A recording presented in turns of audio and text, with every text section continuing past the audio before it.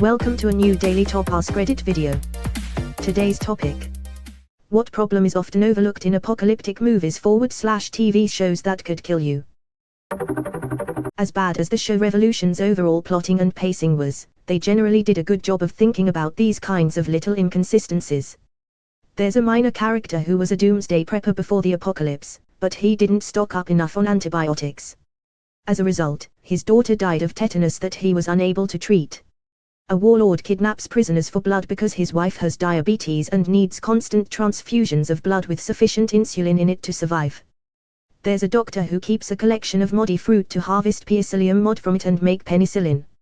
Some characters try to go into an old subway tunnel, but nearly die because of lack of sufficient airflow down there without modern HVAC systems.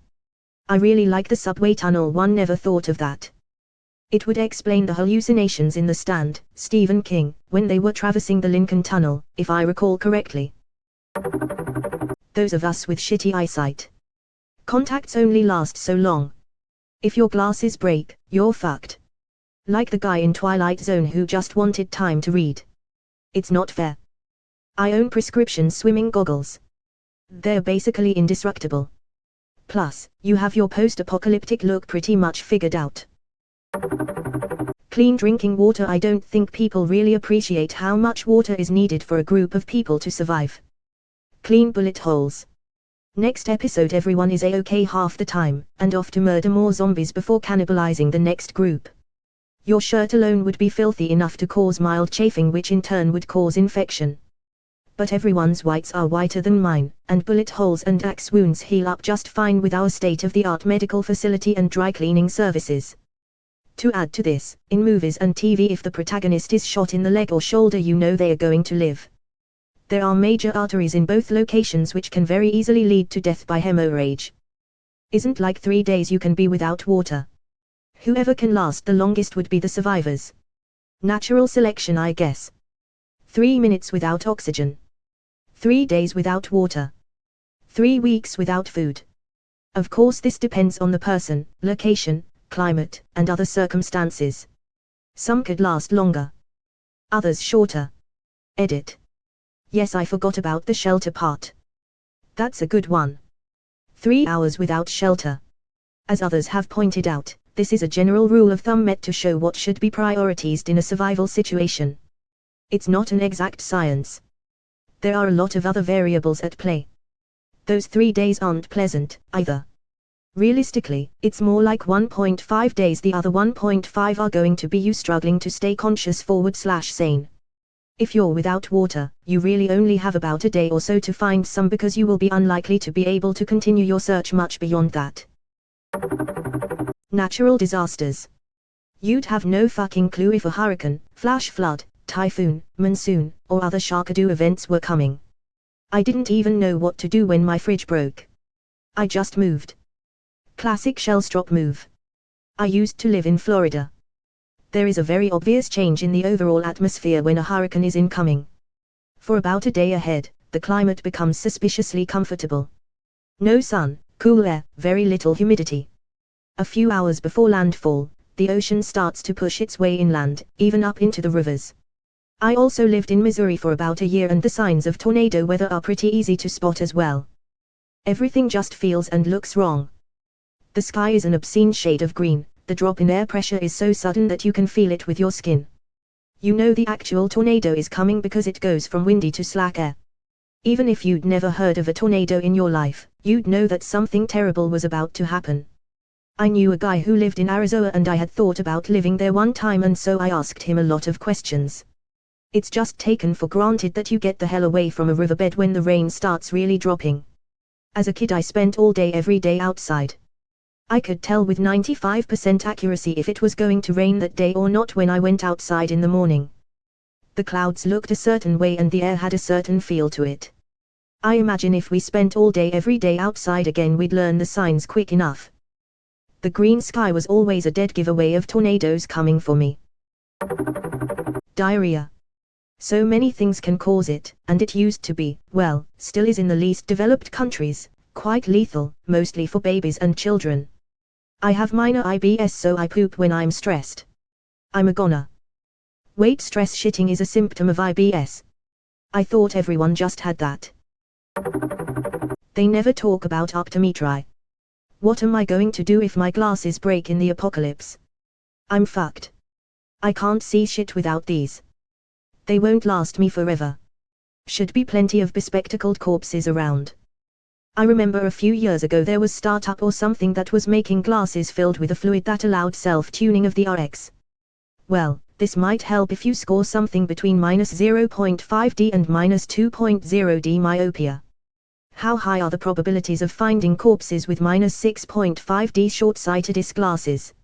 Not sure if this made sense. English is not my first language and I never learned the proper terms about short-sightedness.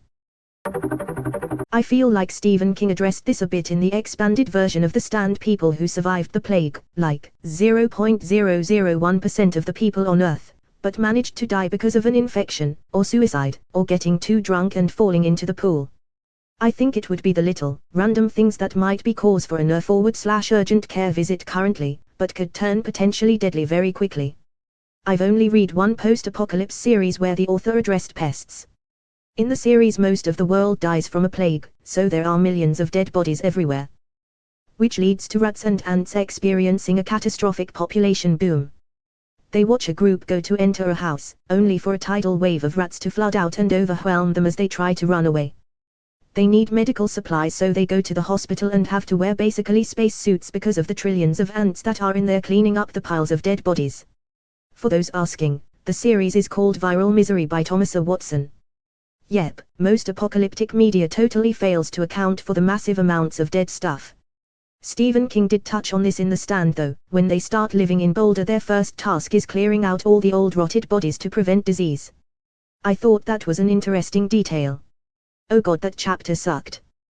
The little kid who fell through a rotting floor, the guy who fell off his bike and hit his head, the guy who got appendicitis and they performed a makeshift appendectomy but the guy died during the procedure. Don't forget the chick that locked herself in a refrigerator. Don't forget the junkie who found his dead dealer's stash and died immediately because he did it all at once, and the suburban mom who shot her own daughter when she surprised her because she was paranoid about rapers coming to get her. God. The chapter he did that in is something I reference a lot. The title of the chapter, for those who haven't read it, is No Great Loss. He introduces and kills something like 30 characters. I recall years ago reading that Mr. King, when he couldn't think of anything to write, came up with this writing exercise: in one page create and introduce a character and have them die by the end of the page. It's actually a lot of fun if you're into writing twisted stuff. Everyone always seems to know where to go. If it were me, I'd die because I can't find my way back to base or something. I always assumed directionally challenged people like me already died. Like running for the door and smacking into a wall, followed by the zombies eating you. Footwear. Wrong footwear, damaged footwear, lack of socks, wet feet, open wounds. Once your feet are screwed, so is the rest of you. I agree, but seriously, you could hit any strip mall and find 5,000 pairs of shoes in your size. Multiply that times all the strip malls and stores and you'll be fine on footwear. Ugly. Maybe, but fine. I'd say clean socks and underwear would be 100x the problem that footwear would be. Minor injuries, lack of hygiene. Infection. Even though it was riddled with problems to focus on, when Game of Thrones was happening I remember being really bothered by the scene where Arya Stark gets stabbed about 10 times in the gut and falls into a river. Not only did they downplay the mortal wounds to her abdomen, the subsequent infection would have destroyed her.